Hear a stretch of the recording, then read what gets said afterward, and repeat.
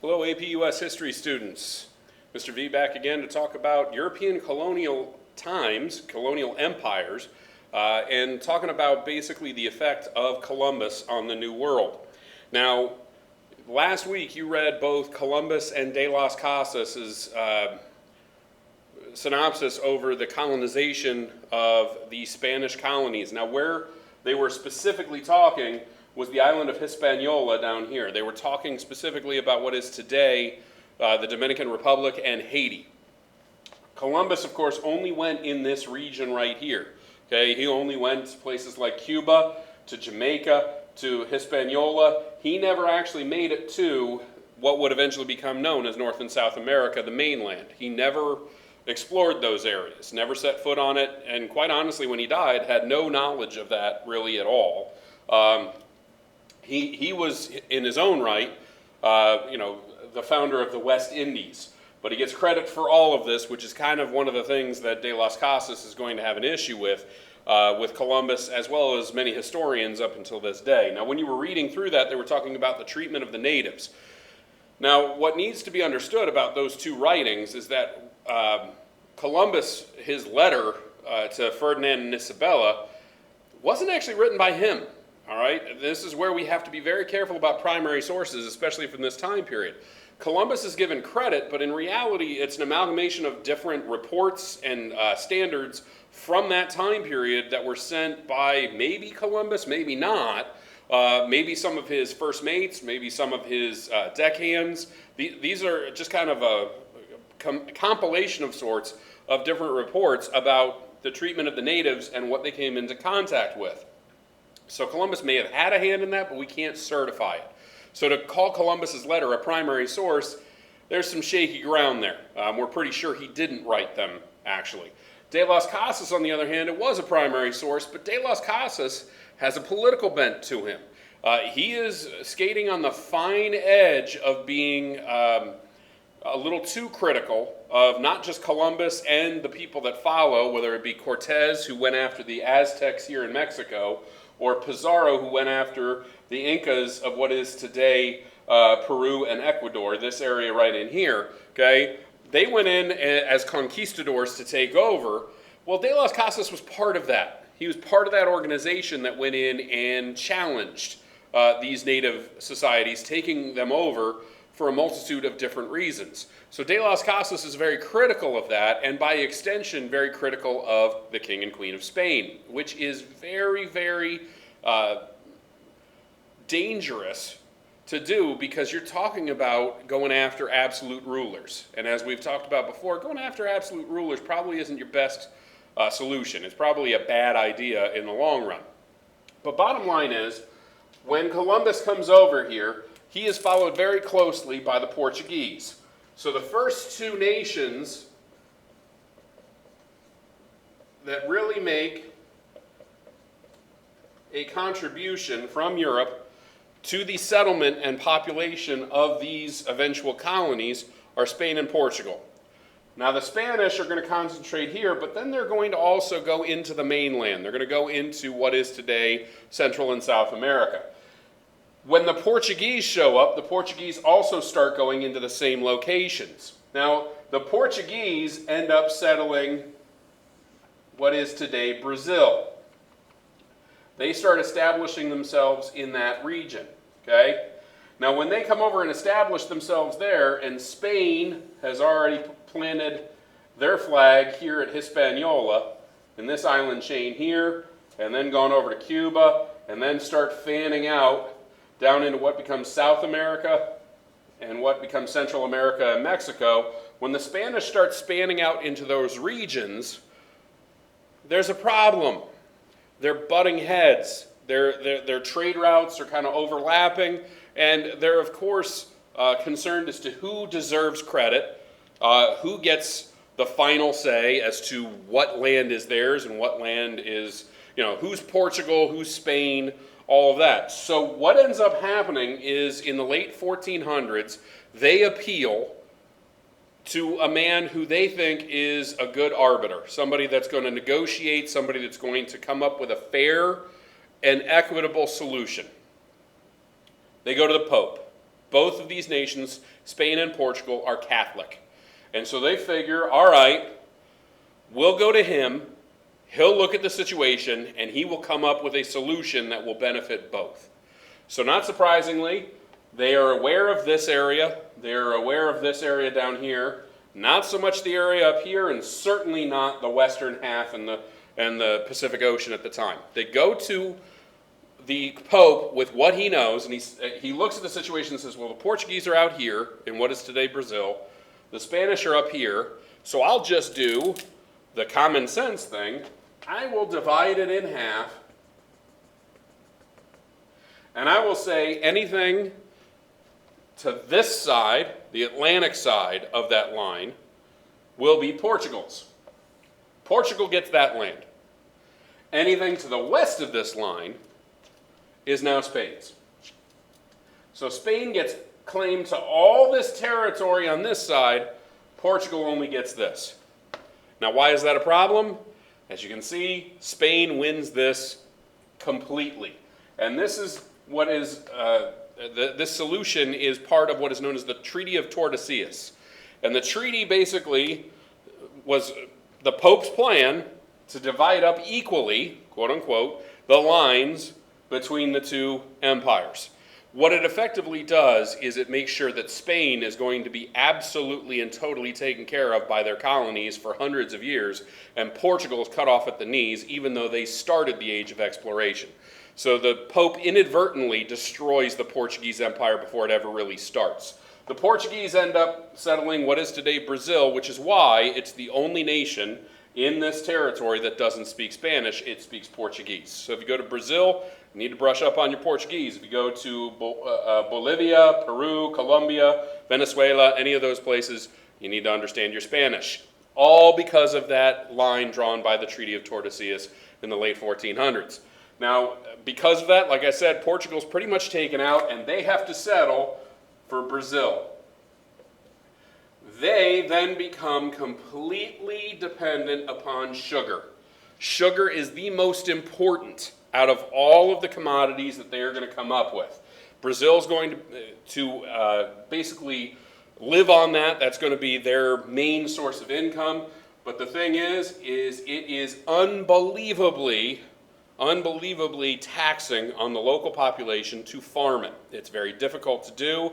It's very, very stressful on manual labor, and the local natives are not suited for that style of lifestyle. So the Portuguese, along with the Spanish, since the Spanish are also going to get in on the sugar game, they are going to, by extension, take part in the slave trade. So the Portuguese and the Spanish can be blamed on the very beginnings of what eventually becomes known as the Triangle Trade, eventually, and the slave trade. They import way more slaves into Brazil and into this region right up in here in the West Indies than any other European nation. Even though what eventually becomes the United States has slaves without question, it's nowhere near on the same level as the slaves that are imported into Brazil and into Latin America. And if you look at the racial makeup of these nations, it's a much darker skin tone. It's certainly African in its makeup when it comes to the genetic code, if you will, that is literally imported from Africa to work the sugarcane fields and the plantations that eventually are settled by the Spanish. Now, the Spanish main goal, though, is not sugar. They are going to focus on what they deem to be the 3 Gs. The 3 Gs are gold, God, and glory. Gold, God, and glory. Gold's pretty simple. They settle this area looking for gold. They are not settling the same way that the English are going to settle later. They're going to settle this territory specifically looking for gold. Okay? Now they find a little bit of precious metal in the West Indies. When they find out where the West Indies are getting their influx of it, they realize it's from this area over in here, which spawns the conquistadors. The conquistadors of Herman Cortez and Francisco Pizarro are going to go out in search of gold and silver. They're purposely looking for those to build up the economy and to build up the kind of war chest, if you will, of Spain. And Spain, because of these conquistadors, becomes the most productive and the most powerful nation in Europe during the 1500s. Now, of course, when the Spanish take over, and they take over what are known as the Aztecs and the Incans, amongst many other native tribes, when they take over those tribes, they steal those precious commodities. They steal the gold, they steal the silver, and that's where De las Casas really has a problem, because he feels like they are killing these people in the name of gold. They're not doing anything in the name of God. And De las Casas is going to have a religious epiphany along the way, because he's actually part of those conquistador, a part of these conquests, if you will. He's going to be a part of the Cortez and Pizarro style of taking care of the natives. And they're not the only ones. Coronado goes up into what eventually becomes the southwest region of the United States, looking for El Dorado, which was supposed to be the city of gold. In reality, it was the Pueblo native tribes of that region who had built their settlements into the side of cliffs, and under the sun, it looked like it was glittering as if it was made of gold. Coronado falls victim to these stories and goes off in trying to conquest and take over those. He's not the only one. Ponce de Leon goes to what eventually becomes known as Florida. Ponce de Leon goes specifically looking for the Fountain of Youth. Now, what he's really looking for is the Holy Grail. He believes that the Fountain of Youth, the Holy Grail, is there. He believes some local native stories, and he went in search of that. Now, of course, the byproduct of that is the settlement of Florida. But in reality, these conquests were trying to find valuable commodities and ways to make money off of these colonies. So in the sense, these three G's, they were really only interested in two of them, and one of them won God. God was the last place in that. So that's what De las Casas is really critical about, is that, all right, you show up, you get your glory, people remember you as Cortez, Pizarro, Coronado, De Leon, even Columbus. We're remembering these people. So you're getting your glory. Spain is getting the gold, but these natives are not getting saved. And his mentality is if you're going to go into those regions, you have to at least bring God with you. You have to preach to these people and bring them the good news, so to speak. There's a reason why De las Casas is held up in Latin America as a hero and Columbus is not. Because when Columbus comes, he leaves in his wake an absence of resources, slavery, and disease, pestilence. All of that follows. When De las Casas comes to them, he brings them at least some salvation, some hope, if you will, and he was somebody sticking up for the natives. Now, did De las Casas totally believe that these people were equal to the Spanish? Was he somebody that was big into human rights? No, he still believes them to be children. He still believes them to be less than human, if you will. He certainly later on is not going to stick up for the slaves that are brought over. De las Casas is completely under the understanding that slaves were not on the same level. So there still is some racial tension within him. So it's not as simple. But my point with those two articles is you've got the letter from Columbus and you've got De las Casas. Where's the truth? One is saying, hey, this is how we're treating the natives, and this is what we're getting out of them, and this is the product of our labor. And another one is saying, hey, this is the truth. This is what you're really doing to them. The truth is actually somewhere in the middle. Okay, you've got two sides of the story, and the truth is somewhere in the middle. Either way, the real truth is the natives are going to fall victim to disease. The natives are going to fall victim to European domination, both militarily and economically, and it's going to destroy entire societies. The Taino tribes of this region are going to be completely wiped out. The Aztecs are going to be destroyed. The Incas are going to be destroyed. These massive civilizations that we're still trying to research. We go up to the Incan capital of Machu Picchu up in the Andes Mountains, and we just are awed by their ability to build the roads, to build the bridges, to get the stonework and the masonry to do these things, and we don't know how they were able to do it. because we destroyed their civilization before we ever really understood them. And that goes throughout all of this colonization, is that the byproduct is a complete decimation of the native tribes' population, culture, and history. We don't understand them because of this. Now, following and being late to the game are three other European powers. Okay? There is the Netherlands,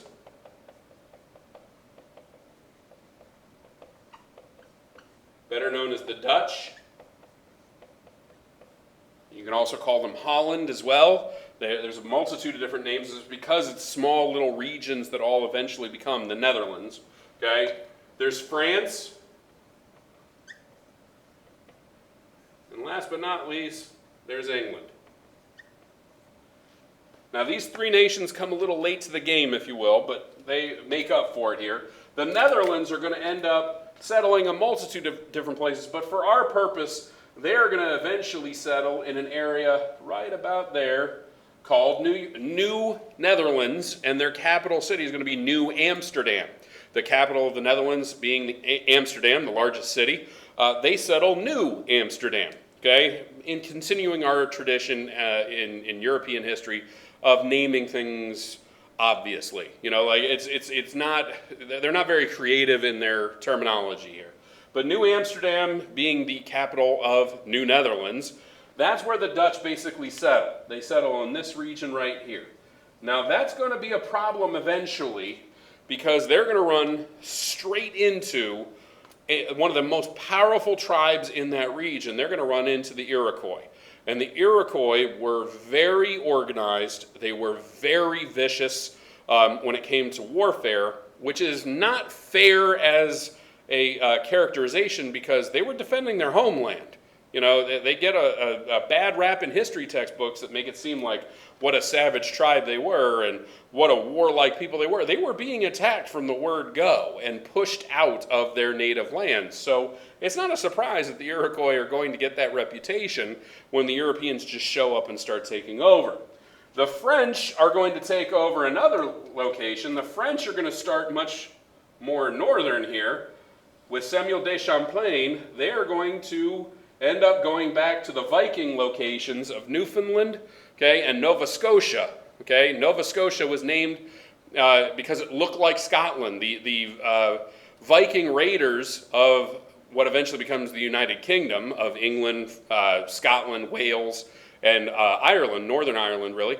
The Vikings had been raiding that area for years. Well, when they crossed the Atlantic Ocean and started to settle these regions here, they started saying, well, here's some newfound land, Newfoundland, and here's a region that looks like a New Scotland. Okay, it looks very similar to Scotland, so they called it Nova Scotia. Okay, all of that in that region is going to be where the French basically try and settle. And they're going to settle in this area right up in here, and what eventually becomes Canada, specifically places like Quebec and Montreal, which is basically where you would characterize them as being French-Canadian. Okay? These are the regions that still speak French up until this day. For those of you that are in Buckley's French class, she would have talked to you by this point that those are regions that still speak French up until this time period because of the French actually settling there. And they, of course, under Champlain, are going to settle and explore down into what eventually becomes known as the Hudson River Valley, because the Dutch, under Henry Hudson, are going to settle this region and start moving north. So the Dutch and the French are really kind of pinching this area right in here. What eventually becomes known as the Great Lakes region is going to be their base of operation. Even later still are going to be the English. Now, why are the English late to the game, so to speak? The English are late to the game because they have problems religiously. They have problems with their kings and queens going back and forth with their religions. And I'm going to get to that here in a bit. But when they do finally sort all this out, all of these European regions, or all these European countries, had been settling these areas in the 1500s.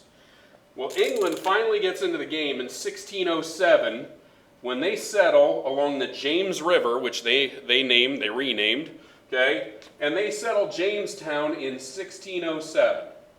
Jamestown becomes the first official English colony to survive. Now, they had tried before in the late 1500s. They had tried Roanoke, and they tried it twice. The first time it failed, the people who settled there wanted to go home, so they went home. The second attempt, we don't know what happened. That's the lost colony. We don't know if the natives killed them.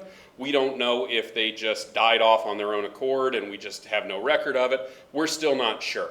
Okay? But bottom line is, Sir Walter Raleigh's attempt at founding a colony at Roanoke, what eventually becomes Roanoke, Virginia, fails. The Virginia Company puts up a venture to try and settle a new colony, and in 1607, they plant Jamestown.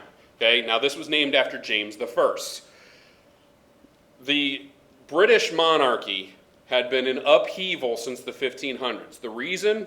King Henry VIII, who was very famous for having multiple wives, basically had upheaval as his middle name, because what ends up happening is he marries a woman by the name of Catherine of Aragon from Spain.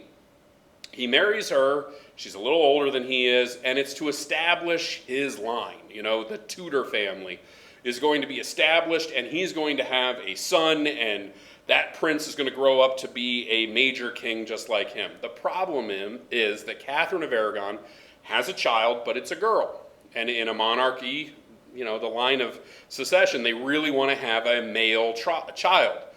Well, Catherine, being older, isn't really capable of having more children.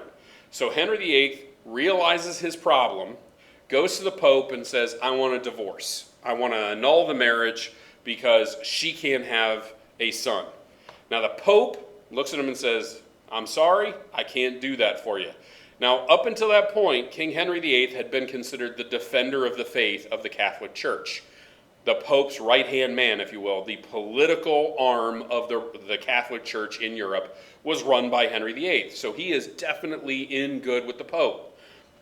And yet, for the Pope to come back and tell Henry VIII that he can't have what he wants, Henry VIII doesn't understand. He doesn't get why is the Pope doing this?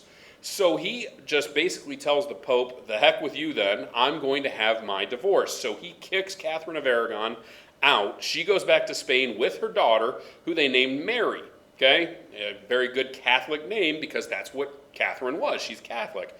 If you're a Christian in the Western world, in Europe at that point, you were probably Catholic, because the Eastern Orthodox Church had split off years and years before, and that was more in what is considered Eastern Europe, or even into the Middle East, if you will. So the Catholic Church was pretty well established in places like England. Henry basically threw that off, said, you're no longer going to have any jurisdiction here. The Pope threatened to excommunicate him, to throw him out of the Catholic Church, which is major, because if you're excommunicated in the Catholic Church, you basically, when you die, cannot go to heaven, according to Catholic dogma. Henry VIII completely calls his bluff and says, I don't really care. I'm forming my own church, and he forms the English church, which he calls the Anglican Church. The Anglican Church, when the English people say, well, who's going to run this new church? Henry VIII goes, well, why not me? Good job if you can get it. He's now the political and religious leader of England. Okay, so Henry VIII does this. He basically grants his own divorce at that point. Catherine's completely out, and he marries Anne Boleyn. Anne Boleyn is kind of his little, shall we say, side piece, if you will. He has had a daughter with her, Elizabeth I, but then Henry has issues conceiving another child with Anne Boleyn. Anne Boleyn panics because she realizes what happened to the first wife. She wants to provide a male heir. Henry doesn't seem to be capable of doing it, so she goes out, kind of seeks some friendship with some other people to try and get pregnant. She gets caught. Henry VIII says that's treason against the king, and he chops her head off. So now Anne Boleyn's dead. She did have a daughter who she named Elizabeth. So now, if you're keeping track at home, Henry VIII now has 2 daughters, no sons. He finally gets married again. This wife has a child, okay? She dies in childbirth, but she presents a son. And so he finally has his son. The problem is the son grows up weak. The child really has a ton of physical issues and ailments. And even though King Henry VIII gets married 3 more times, executes another of his wives, divorces another one of his wives, and then finally settles on Catherine Parr. Poor Catherine Parr had to actually just stick around when Henry VIII was just very large, very bloated, and very syphilitic. He was dying off, and was just plain gross at that point. But needless to say, he had 6 wives, 3 children, one of whom is male.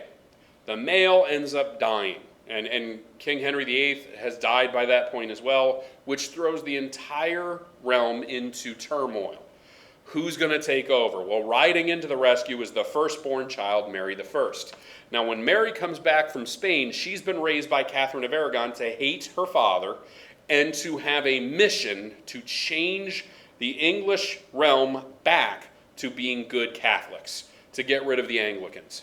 Okay? Now, when she comes in, she basically says, repent, come back to the Catholic faith, or you're going to pay the consequences. So for all those who were Anglican and refused, she either locked them away or provided death sentences such as burning at the stake. A lot of people were burned at the stake under Mary I, and she was called because of that Bloody Mary. Okay? Bloody Mary, of course, is like that silly little game where you look into a mirror and you chant out her name 3 times and she's supposed to appear and all that. That's who you're conjuring, if you believe in that stuff, when you scream that out and play that game. Bloody Mary ends up marrying the King of Spain. She marries Philip II of Spain. Now, Philip, of course, by this point is the defender of the faith. He has taken over for Henry as the defender of the faith of the Catholic Church, and he believes that he can help Mary to change England back into a good Catholic kingdom. The problem is Mary ends up dying. And when Mary dies, there's only one person left, Elizabeth I. After a bunch of upheaval, Elizabeth takes over. She is considered the Virgin Queen because she never got married. Weirdly enough, she does have plenty of suitors, one of which is her half-sister's widower. Yes, Philip II of Spain proposes marriage to Elizabeth. Elizabeth says no. Philip gets upset. So Philip decides that he's going to invade England and punish Elizabeth and the English for turning back to Protestantism. Now, why?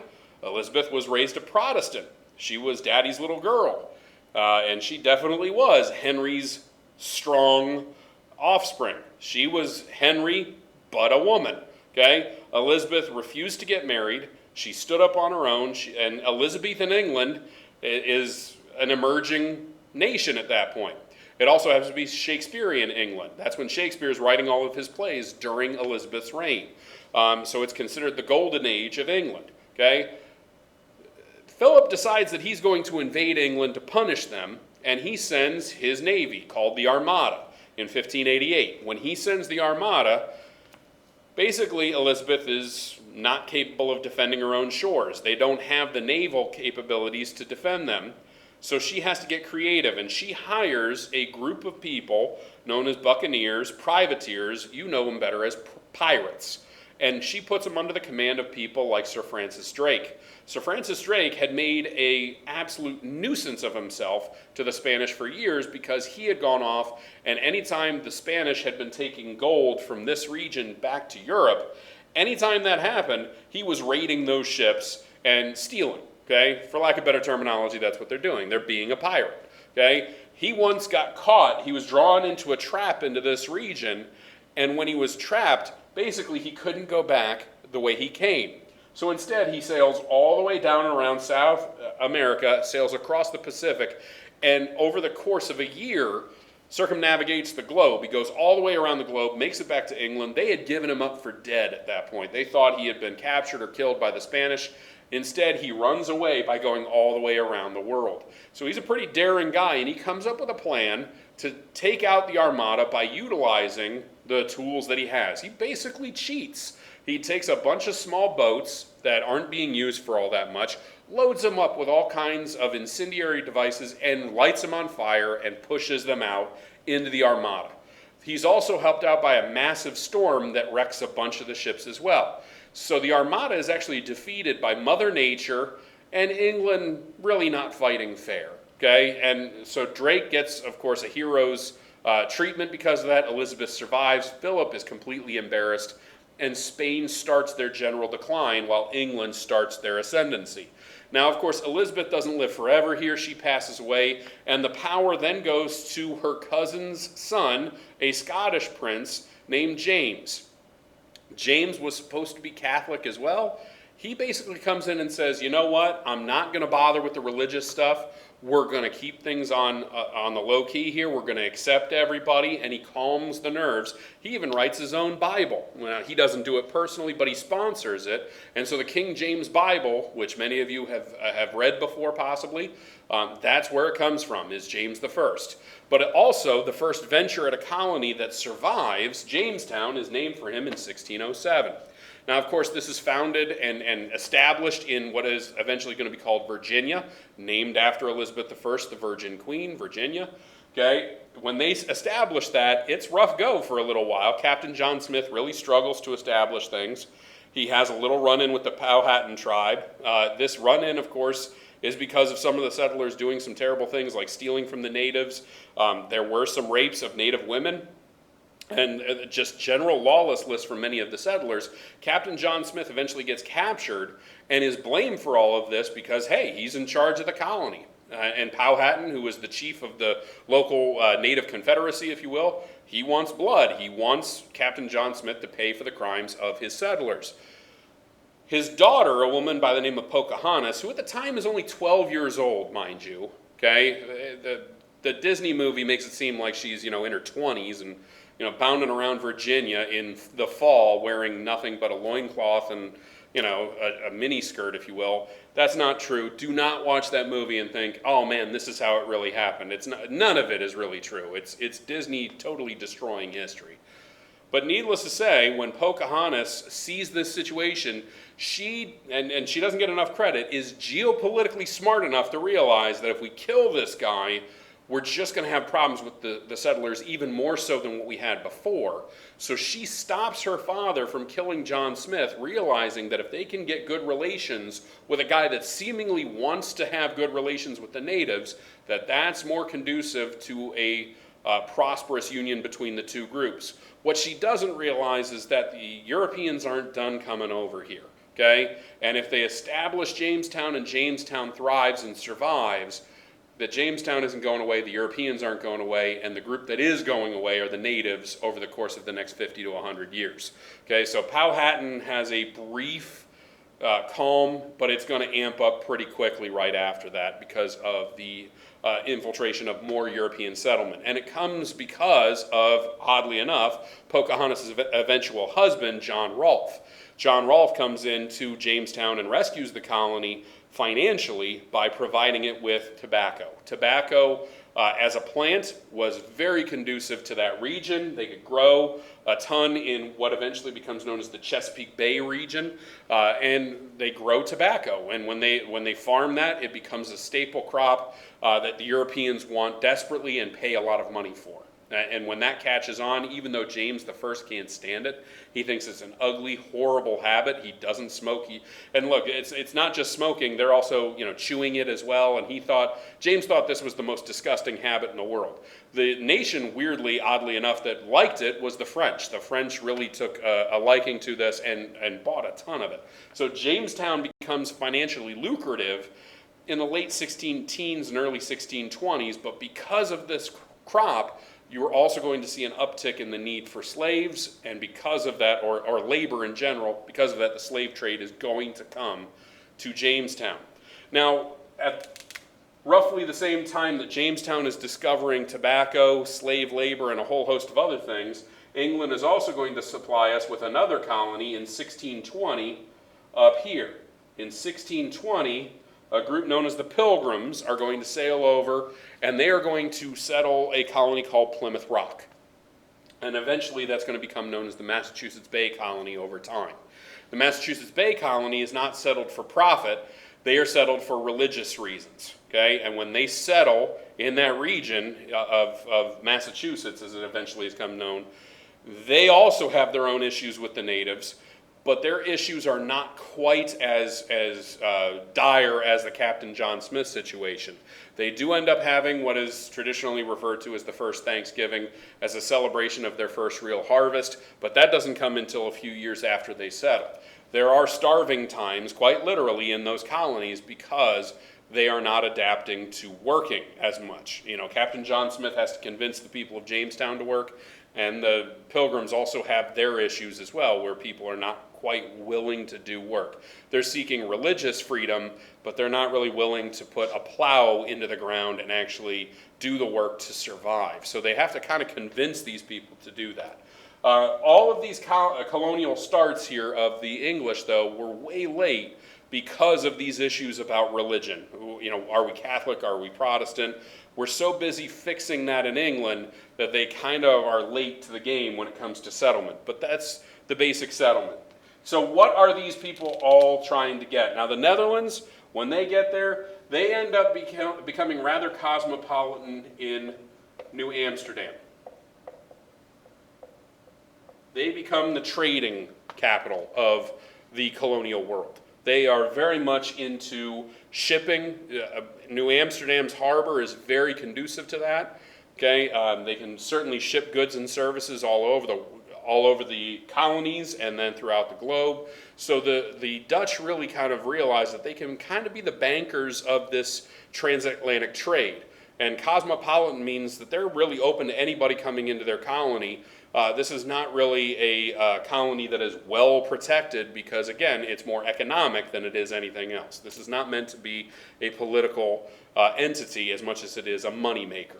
Now, eventually, that is going to seal their fate as being a doomed colony, but not in the fact that they're going to lose the colony, when it comes to population. They're going to lose the colony to another one of these groups, the English. And the English are going to take it over, and they are going to take New Amsterdam and create a new colony, and it's taken over by a guy named the Duke of York. So not surprisingly, he says, well, this looks like my hometown of York, England, so this is New York. New Amsterdam becomes New York, okay? Now that happens later in the game, so to speak, but the Dutch still have a tremendous amount of impact in that region. The French settle, as I said before, Canada. They settle it predominantly for fur. They realize that there is an opportunity to kill, beaver, raccoon, other animals in the Canadian region that they can then use for fur, for hats and coats and scarves and things like that. And it's a very lucrative business as well. They also fish, and they use lumber as well. Shipbuilding is going to be major as well. The British are going to be a little bit more diverse in what they're trying to do in their colonies because down here, of course, it becomes tobacco, but up in what eventually becomes known as Massachusetts, they're going to use farming, they're going to use lumber, they're going to shipbuild, they're going to be a little bit more trade-oriented in manufacturing than the southern colonies will be. And so even from the beginning, you kind of have a dividing line where the southern colonies of what eventually becomes Virginia, the two Carolinas, and Georgia are going to be much more agricultural based than the northern colonies that actually are starting to kind of create goods and services. That is not to say that they're not going to utilize farming and hunting, but they are going to have a little bit more in the way of manufacturing than their southern colonial brethren will. Now, again, these are the colonial powers of Europe, okay, coming over to the Americas and settling. Now, they are not alone here because out here in what eventually becomes known as California and up here in Alaska, there is going to be an influence of the Russians. There's going to be Russian settlement out here on the West Coast. There's going to be some colonial attempts by the Chinese and other Asian nations as well on the West Coast all throughout this as well. So once these kind of get opened up for settlement, claims are going to be flying around all over the place. Because keep in mind, according to the Treaty of Tordesillas, way back in the late 1400s, this whole thing should be between Spain and Portugal. So why is Spain really upset that these nations are taking over? Because this is west of that line. The Pope said this is Spain's. Now, there, of course, these three nations are all going to say, well, you didn't even realize that this was even available when you negotiated this deal. And they're also going to say, hey, we weren't actually at the table to hear the Pope say anything because we weren't included. And this was really a deal between you and Portugal, not between all 5 of us. Okay, so you're going to get all different manner of claims. What is going to be the end result of that? When you have too many claims, if you remember from your world studies, anytime there's claims to territory and settlement disputes over borders, what's going to end up happening? Warfare. You're going to have all kinds of problems, and of course this is going to usher in a generation of warfare between these nations, and they're no longer going to be fighting back in Europe per se as much as they are fighting over territory over here. Now, what's eventually going to happen? Some of these conflicts are going to spill back over into Europe, and one of the major ones that we're going to talk about sometime next week is called the French and Indian War, or the 7 Years' War, but there's precursors to that we're going to talk about as well. All right, so that's the basic rundown of these different empires, if you will. These are the main ones anyway. If you have any questions, comments, or concerns, you certainly can swing by office hours, or you can email me at any time. Hopefully this helps you to understand kind of what's happening. I know the map isn't the greatest in the whole wide world. There's a glare, but if you want to look it up, you can certainly kind of see out of the Americas who's kind of settling where. There are certainly all different. You can do a simple Google search and find colonial holdings in the 1500s by these different nations. Again, hopefully this makes sense, and hopefully you're able to kind of connect the dots. From this point on, we're going to predominantly be looking at these 13 colonies, eventual 13 colonies up here, and towards the end of the week, that'll be the subject of our discussion as well. All right, folks, have a good week. Please make sure that you're looking at chapters 4 and 5 in the textbook. There will be no quiz over 4 and 5 this week, but there is a worksheet over the 13 colonies that you need to complete by Friday. So please make sure you get on that as soon as possible. Have a good one.